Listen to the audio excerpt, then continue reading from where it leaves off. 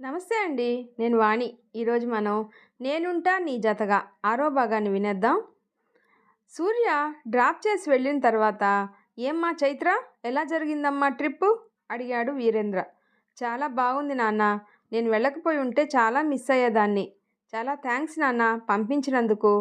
తర్వాత మాట్లాడుకుందాం కానీ ముందు స్నానం చేసి రండి, భోంచేద్దాం" అంటుంది బామ్మ.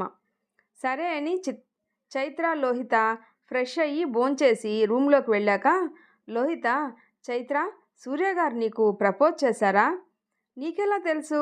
"ఉదయ్ గారు చెప్పారు." "ఫస్ట్ నువ్వేం చెప్పావో చెప్పు." "ఏం చెప్తాను? ముందు వాళ్ళ నాన్నగారితో మాట్లాడమన్నాను. జరగని వాటి గురించే ఆలోచించవద్దు అని చెప్పాను. నాకు తెలుసు చైత్ర, సూర్య గారంటే నీకు ఇష్టమే అని. కానీ ఎందుకు అలా చెప్పావు? వాళ్ళ నాన్న గురించి నీకు తెలుసు కదా. ఆయన డబ్బుకు విలువ ఇస్తారే కానీ మనుషులకు కాదు. అలాంటిది నన్ను వాళ్ళ కోడలుగా ఎందుకు ఒప్పుకుంటారు? ఒప్పుకుంటారేమో, ఎవరికి తెలుసు? అయినా సూర్య గారికి నువ్వంటే చాలా ప్రేమ. వాళ్ళ నాన్నగారిని ఎలాగైనా ఒప్పిస్తారు." "సరే, ఒప్పుకున్నప్పుడు చూద్దాంలే. నా సంగతి వదిలేయ్. నేను మాత్రం నీ విషయంలో చాలా హ్యాపీగా ఉన్నాను. ఉదయ్ గారు లాంటి మంచి వ్యక్తిని భర్తగా రాబోతున్నందుకు నాకు చాలా సంతోషంగా ఉంది. ఇప్పుడు నీకంటూ ఒక ఫ్యామిలీ ఉంటుంది." "అవును చైత్ర, ఈ విషయంలో నేను అదృష్టవంతురాలనే అనిపిస్తుంది. నువ్వు కూడా సూర్య గారి గురించి ఒక్కసారి ఆలోచించు." "సరే, నాకు నిద్రొస్తుంది, ఇంక పడుకుందాం" అని మాట మార్చేస్తుంది చైత్ర. ఇంక చెప్పినా ఇప్పుడు వినే మూడ్లో లేదని లోహిత కూడా పడుకుంటుంది. నెక్స్ట్ డే సూర్య ఆఫీస్కి రెడీ అవుతూ ఉండగా జయచంద్ర గారు సూర్య రూమ్కి వస్తారు. "గుడ్ మార్నింగ్ సూర్య."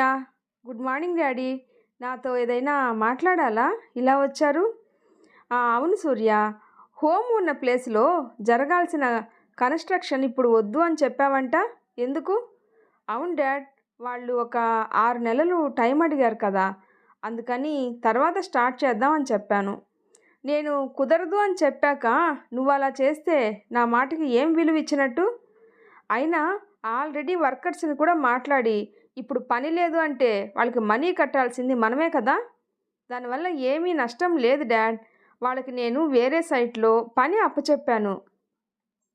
"అయినా డాడీ, నేను మీకు ముందే చెప్పాను ఆ కంపెనీ వ్యవహారాలు అన్నీ చూసుకోవాలి అంటే నన్ను క్వశ్చన్ చేయొద్దు అని. మీరు మళ్ళీ నన్ను ఇలా నిలదీస్తున్నారు. ఇదేం బాలేదు డాడీ." "సరే, ఇంకా ఆ విషయం వదిలేయ్. నేను నీతో ఇంకో ముఖ్యమైన విషయం మాట్లాడదామనే వచ్చాను. సూర్య, నీకు ఎమ్మెల్యే పాండురంగారావు గారు తెలుసు కదా." "తెలుసు డాడీ. అయితే?" "వాళ్ళ అమ్మాయి నిన్నెక్కడో పార్టీలో చూసిందంట. చూసి ఇష్టపడిందంట. పెళ్ళి అంటూ చేసుకుంటే నిన్నే చేసుకుంటాను అని చెప్పి కూర్చుందంట. మనతో సంబంధం కలుపుకోవాలి అనుకుంటున్నామని ఆయనే ఫోన్ చేసి అడిగారు. నువ్వు నా మాట కాదు అనవనే నమ్మకంతో మాకేం అభ్యంతరం లేదు అని చెప్పేశాను." "వాట్ డాడీ, నా అభిప్రాయం అస్సలు తెలుసుకోకుండా అలా ఎలా చెప్తారు మీరు? అంత పెద్దవాళ్ళు ఫోన్ చేసి అడిగితే ఎలా కాదంటాను? పైగా ఎమ్మెల్యే గారి వియ్యంకుడు అంటే బిజినెస్ పరంగా కూడా మనకు ఉపయోగకరంగా ఉంటుంది. మీరు ఇది నా జీవితానికి సంబంధించిన విషయం అని మర్చిపోయినట్టున్నారు. ఒక బిజినెస్ మ్యాన్లా మాట్లాడుతున్నారు డాడీ. అయినా నేను కూడా మీకు ఒక విషయం చెప్దామని అనుకుంటూ ఉన్నాను. సందర్భం వచ్చింది కాబట్టి ఇప్పుడే చెప్తున్నాను. నేను చైత్రాని ప్రేమిస్తున్నాను. తననే పెళ్లి చేసుకోవాలి అని అనుకుంటున్నాను." "చైత్ర అంటే ఆ చేయూత అనాథ శరణాలయం అమ్మాయేనా నువ్వు చెప్పేది? మన స్థాయి ఏంటి, వాళ్ళ స్థాయి ఏంటి? తనేమీ అనాథ కాదు డాడీ. వాళ్ళ ఫాదరు ఆర్మీలో మేజర్గా చేశారు. అయినా ఏ కులమో ఏంటో తెలియకుండా ఆ మిడిల్ క్లాస్ వాళ్ళతో మనం సంబంధం కలుపుకోవడం ఏంటి? దీనికి నేను అస్సలు ఒప్పుకోను సూర్య. ఆస్తి, అంతస్తులు, కులం వీటితో నాకు అస్సలు సంబంధం లేదు డాడీ. నాకు చైత్ర కావాలి. తను లేకుండా నేను బ్రతకలేను. తను మనలా ఐశ్వర్యవంతురాలు కాకపోవచ్చు, కానీ బంగారం లాంటి మనసు తనది. అయినా డాడీ, మిమ్మల్ని ఒక విషయం అడుగుతాను, చెప్పండి. ఇన్ని కోట్లు సంపాదించారు. ఏ రోజైనా ఆ డబ్బుని ఒక మంచి పనికి ఉపయోగించారా? లేదు, చెప్పలేరు కూడా. ఎందుకంటే మనలాంటి కోటీశ్వరులకు డబ్బు కూడబెట్టడమే కానీ ఇతరుల కోసం ఖర్చు పెట్టడం తెలియదు. చైత్ర మిడిల్ క్లాస్ అమ్మాయే కావచ్చు, కానీ తను ఉన్న దాంట్లోనే ఎంతో కొంత హెల్ప్ చేస్తూ ఏదో ఒక విధంగా ఎవరికో ఒకరికి సహాయపడాలి అనే పెద్ద మనసు తనకి ఉంది. అలాంటి మంచి మనసున్న అమ్మాయి నాకు పరిచయం కావడం, ప్రేమించడం నా అదృష్టం. లేదంటే నేను కూడా మీలాగే డబ్బు పిచ్చిలో పడి జీవితం అంటే ఏంటో తెలుసుకోలేకపోయేవాడిని. మన లాకర్లో మూలుగుతున్న నోట్ల కట్ల కన్నా ఎదుటి వాళ్లకు సహాయం చేయాలి అని చూసే మనసే గొప్పది అని తెలుసుకున్నాను. ప్రాణం లేని డబ్బు మన దగ్గర ఉంది, కానీ ప్రాణం ఉన్న మనుషుల్ని ఆదుకోవాలి అనే గొప్ప మనసు తన దగ్గర ఉంది. డబ్బు విచ్చలవిడిగా ఖర్చు పెడుతూ పార్టీలకు పబ్బులకు తిరిగినా కలగని ఆనందం నాకు ఆ చైత్రతో ఆ పిల్లలతో గడుపుతుంటే కలుగుతుంది డాడీ. నా లైఫ్లో చైత్రకి తప్ప వేరొకరికి స్థానం లేదు. నేను పెళ్ళంటూ చేసుకుంటే చైత్రానే చేసుకోవాలని నిర్ణయించుకున్నాను డాడీ. అంటే డెసిషన్ తీసేసుకొని నాకు చెప్తున్నావా సూర్య? లేదు డాడీ, నాకు మీ అంగీకారం కూడా కావాలి. నేను హ్యాపీగా ఉండటమే కదా డాడీ మీకు కావాల్సింది. నేను చైత్రతో ఉంటే చాలా సంతోషంగా ఉంటాను. మీరు అందరి తండ్రుల్లా ఆలోచించరని, నా ప్రేమను అర్థం చేసుకుంటారనే చెప్తున్నాను. ప్లీజ్ డాడీ, ఒక్కసారి మనసు పెట్టి ఆలోచించి మీ నిర్ణయం చెప్పండి. జయచంద్ర గారు మనసులో వీడు చాలా మారిపోయాడు, ఆ అమ్మాయినే చేసుకుంటాను అని ఖచ్చితంగా చెప్తున్నాడు, ఇంకా నాకు ఒప్పుకోక తప్పేలా లేదు అనుకొని, సరే సూర్య, నీ సంతోషం కంటే నాకు ఏది ఎక్కువ కాదు. నువ్వు హ్యాపీగా ఉండటమే నాకు కావాల్సింది. Thank you so much daddy అంటూ జయచంద్ర గారిని హగ్ చేసుకుంటాడు. నేను ఎమ్మెల్యే గారికి ఏదో ఒకటి సర్ది చెప్తానులే అని చెప్పి కిందికి వెళ్ళిపోతారు. సూర్యకి చాలా సంతోషంగా ఉంటుంది. అర్జెంటుగా చైత్రకి కాల్ చేసి చెప్పాలి అనుకుంటూ చైత్రకి కాల్ చేస్తాడు. హలో హలో చైత్ర, అర్జెంటుగా నీకు ఒక గుడ్ న్యూస్ చెప్పాలి. ఏంటా గుడ్ న్యూస్? చెప్పండి సూర్య గారు. లేదు, అది ఫోన్లో చెప్పేది కాదు, డైరెక్ట్గా చెప్పాలి. నేను చెప్పే ఆ గుడ్ న్యూస్కి నువ్వు నాకు ఏదో ఒక గిఫ్ట్ ఇవ్వాలి. ముందు గుడ్ న్యూస్ ఏంటో చెప్పండి ప్లీజ్. లేదు చైత్ర, డైరెక్ట్గానే చెప్తాను. ఎక్కడ కలుద్దాం చెప్పు. సారీ సూర్య గారు, ఎర్లీ మార్నింగు అమ్మమ్మకి ఒంట్లో బాగాలేదని ఫోన్ వచ్చింది. నేను ఇప్పుడు అమ్మమ్మ వాళ్ళ ఊరు విజయవాడ వెళ్తున్నాను, ట్రైన్లో ఉన్నాను. బహుశా 1 వీక్ వరకు రావడం కూడా కుదరకపోవచ్చు. అందుకే ఆ గుడ్ న్యూస్ ఏంటో చెప్పండి సూర్య గారు. సూర్య చైత్ర లేదనగానే డల్ అయిపోయాడు. సరే చైత్ర, నువ్వు వచ్చాక చెప్తాను. నువ్వు వచ్చే ముందు నాకు కాల్ చేయి, నేను స్టేషన్కి వచ్చి రిసీవ్ చేసుకుంటాను. అలాగే సూర్య గారు, ఉంటాను, bye. Okay Chaitra, I miss you and I love you, bye. Chaitra phone పెట్టేశాక సూర్య గారు అంత హ్యాపీగా ఉన్నారు. ఆ గుడ్ న్యూస్ అంటే ఒకవేళ వాళ్ళ నాన్నగారు ఏమన్నా పెళ్ళికి ఒప్పుకొని ఉంటారా ఏమో. డైరెక్ట్గానే చెప్పాలంటున్నారు కదా, వెళ్ళాక కలవాలి అని అనుకుంటుంది. సూర్య ఆఫీస్కి వెళ్ళి ఉదయ్తో ఈ విషయం అంతా చెప్తాడు. చాలా సంతోషంగా ఉందిరా, అంకుల్ ఇంత తొందరగా ఒప్పుకుంటాడని అస్సలు నేను అనుకోలేదు. అవునరా, మొదట డాడీ ఎమ్మెల్యే సంబంధం వచ్చింది, నేను మాట ఇచ్చాను, చేసుకోవాల్సిందే అన్నారు. నేను నచ్చ చెప్పాక ఒప్పుకున్నారు. ఏదైతే మొత్తానికి నీ లైన్ కూడా క్లియర్ అయింది. మరి చైత్రకు చెప్పావా? లేదురా, తను వాళ్ళ అమ్మమ్మ వాళ్ళ ఇంటికి విజయవాడకు వెళ్తుంది. 1 వీక్ తర్వాత వస్తాను అనింది. అప్పటి వరకు వెయిట్ చేయాల్సిందే. ఈలోపు నువ్వు లోహితాకు చెప్పకు, నేను డైరెక్ట్గా చైత్రాకి చెప్పి సర్ప్రైజ్ ఇద్దామనుకుంటున్నాను. అలాగే లేరా అని ఆఫీస్ పనిలో పడిపోతారు ఇద్దరు. అలా సూర్య చైత్ర ఎప్పుడు వస్తుందా, ఎప్పుడు ఈ విషయం చెప్దామా అని ఎదురు చూస్తూ ఉంటాడు. సూర్య రోజు చైత్రతో ఫోన్లో మాట్లాడుతూనే ఉన్నా ఒక్కొక్క నిమిషం ఒక్కొక్క యుగంలా గడుస్తూ ఉన్నట్టు ఉంది. అలా ఒక 1 వీక్ అయ్యాక ఒకరోజు చైత్ర కాల్ చేస్తుంది. నేను ఈరోజు బయలుదేరుతున్నాను, కానీ ట్రైన్కి రిజర్వేషన్ దొరకలేదు, అందుకని కార్లో వస్తున్నాను, ఈవినింగ్ కల్లా వచ్చేస్తాను అని చెప్తుంది. ఓకే చైత్ర, సాయంత్రం నువ్వు ఇంటికి వెళ్ళక ముందే మీ ఇంటికి దగ్గరలో ఉన్న ఐస్ క్రీమ్ పార్లర్లో కలుద్దాం, నేను నీ కోసం ఎదురు చూస్తూ ఉంటాను. సరే అంటుంది. సాయంత్రం 4 గంటలకు కాల్ చేసి సూర్య గారు, నేను ఇంకొక అరగంటలో అక్కడ ఉంటాను. నేను ఆల్రెడీ వచ్చేసి వెయిట్ చేస్తూ ఉన్నాను చైత్ర. ఏంటండి ఇంతలా ఎదురు చూస్తున్నారు? ఆ గుడ్ న్యూస్ ఏదో చెప్తే నేను కూడా సంతోషిస్తా కదా. లేదు లేదు, నువ్వు త్వరగా వచ్చేయి అని ఫోన్ కట్ చేసి ఎదురు చూస్తూ ఉంటాడు.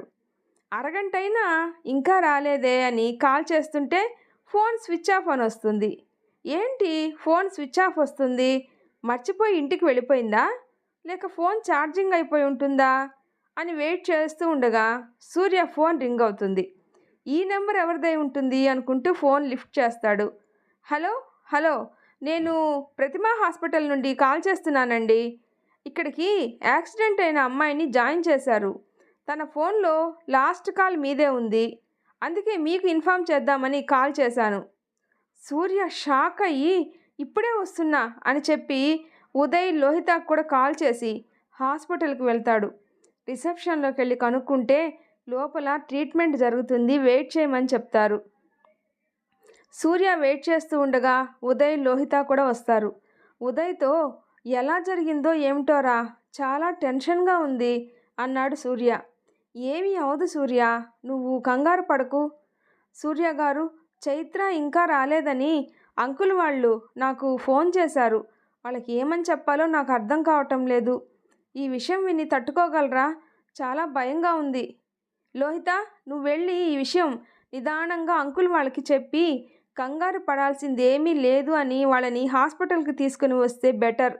లేదు అంటే ఇంకా రాలేదని చాలా టెన్షన్ పడిపోతారు. అలాగే సూర్య గారు అని లోహిత వెళ్తుంది. ఒక గంట గడిచినా డాక్టర్ ఇంకా బయటికి రాకపోవడంతో టెన్షన్ పెరిగిపోతూ ఉంటుంది. ఇంతలో మా చైత్రకి ఎలా ఉంది బాబు అంటూ వీరేంద్ర గారు బామ్మ వస్తారు. లోపల ట్రీట్మెంట్ జరుగుతుంది అంకుల్, మీరు కంగారు పడకండి, చైత్రకి ఏం కాదు అంటూ ఉండగా డాక్టర్ గారు బయటికి రావడంతో సూర్య, డాక్టర్ గారు తనకి ఎలా ఉంది? ఆ అమ్మాయి తరపు వాళ్ళు మీరేనా? అవును డాక్టర్ గారు, తనకి చాలా గాయాలయ్యాయి, తలకి కూడా చాలా పెద్ద దెబ్బే తగిలింది, ఆపరేషన్ చేయాల్సి ఉంటుంది, కానీ తను ఇప్పుడు స్పృహలో లేదు. స్పృహలోకి వస్తే కానీ ఏ విషయం చెప్పలేం అని చెప్పి వెళ్తారు. బామ్మ ఏడుస్తూ ఉంటే లోహిత, ఊరుకో బామ్మ, మన చైత్రకి ఏం కాదు అని ఓదార్చుతూ ఉంది. ఒక 2 గంటలు గడిచాక సిస్టర్ బయటికి వచ్చి తనకి స్పృహ వచ్చింది అనగానే అందరికీ కొంచెం కంగారు తగ్గుతుంది. ఇక్కడ సూర్య అంటే ఎవరు, తనని కలవరిస్తుంది అనగానే సూర్య, నేనే సిస్టర్, మీరొక్కరూ లోపలికి వెళ్ళండి, నేను డాక్టర్ గారికి ఇన్ఫామ్ చేసి వస్తాను అని వెళ్తుంది. సూర్య లోపలికి వెళ్ళి ఒంటి నిండా గాయాలతో ఉన్న చైత్రాన్ని చూడగానే సూర్యకి ఏడుపు వచ్చేస్తుంది. కానీ కంట్రోల్ చేసుకొని మెల్లగా, చైత్ర కళ్ళు తెరువు, నేను సూర్యాని, కళ్ళు తెరువు చైత్ర. చైత్ర కళ్ళు తెరిచి మెల్లగా, సూర్య, నాన్న, బామ్మ అంటుంది. వాళ్ళు బయట ఉన్నారు చైత్ర. సూర్య, ఈ గాయాలన్నీ చూస్తుంటే నేను బ్రతుకుతానో లేదో అంటుంటే సూర్య తన నోటి మీద చెయ్యి వేసి, అలా మాట్లాడుకు చైత్ర, నీకేం కాదు, చిన్న దెబ్బలే, తగ్గిపోతాయి, అంతా నార్మల్ అవుతుంది, నువ్వు ధైర్యంగా ఉండు. లేదు సూర్య, నువ్వు నాకు ఒక మాటిస్తావా? నీకేం కాదు చైత్ర, నువ్వు అలా మాట్లాడుతుంటే నాకు ప్రాణం పోతున్నట్టుంది అంటాడు బాధగా. నేను చెప్పేది విను సూర్య, ప్లీజ్. నేను వెళ్ళిపోతే నాన్న బామ్మలను నువ్వే చూసుకోవాలి. అలాగే ఆ హోమ్ని, దానిలోని పిల్లలను కూడా చూసుకుంటానని నాకు మాట ఇవ్వు సూర్య. నీకేం కాదు చైత్ర, అంతా తగ్గిపోతుంది, మనం పెళ్ళి కూడా చేసుకుంటాం. నేను నీకు గుడ్ న్యూస్ చెప్తా అన్నాను కదా, అది ఏంటో చెప్పనా? మన పెళ్ళికి మా డాడీ ఒప్పుకున్నారు. ఇంకా నువ్వు తొందరగా కోలుకుంటే మనం ఇద్దరం పెళ్లి చేసేసుకుందాం అంటూ పైకి ధైర్యం చెప్తున్నా లోపల చైత్ర పరిస్థితికి తల్లడిల్లిపోతూ ఉంటాడు. చైత్రకి కళ్ళు మూతలు పడుతున్నట్టు అనిపిస్తుంటే, సూర్య ప్లీజ్ నాకు మాట ఇవ్వవా? నేనుండగా నీకేం కానివ్వను చైత్ర. అయినా నీ కోసం మన ప్రేమ సాక్షిగా మాటిస్తున్నాను. మీ నాన్నగారు, బామ్మ బాధ్యత నాది. ఆ హోమ్, పిల్లల్ని కూడా చూసుకుంటాను. అలాగే నీ ఆశయాలు నెరవేర్చే బాధ్యత కూడా నాది. సరేనా? ఇంకేం ఆలోచించకు, నీకేం కాదు. థ్యాంక్స్ సూర్య అంటూ చైత్ర సూర్యాని దగ్గరకు రమ్మని తన మొహంలోకి చూస్తూ, ఇలాంటి పరిస్థితుల్లో మీకు ఇలా చెప్పాల్సి వస్తుందని అనుకోలేదు. ఐ లవ్ యూ సూర్య అంటూ తన నుదుటి మీద ముద్దు పెట్టి, మీరు కావాలి అనుకున్న గిఫ్ట్ ఇదే కదా సూర్య గారు అని నాకిప్పుడు బ్రతకాలనిపిస్తుంది సూర్య గారు. మీతో 7 అడుగులు నడిచి జీవితాన్ని పంచుకోవాలని ఉంది సూర్య గారు. ఐ లవ్ యూ అంటూనే స్పృహ కోల్పోతుంది. తర్వాత ఏం జరుగుతుందో నెక్స్ట్ పార్ట్లో తెలుసుకుందాం. ఈ స్టోరీ కనుక మీకు నచ్చినట్లయితే ప్లీజ్ లైక్ చేసి షేర్ చేయండి, సబ్స్క్రైబ్ చేసుకోండి. స్టోరీ ఎలా ఉందో తప్పకుండా కామెంట్ చేయండి. Thanks for listening.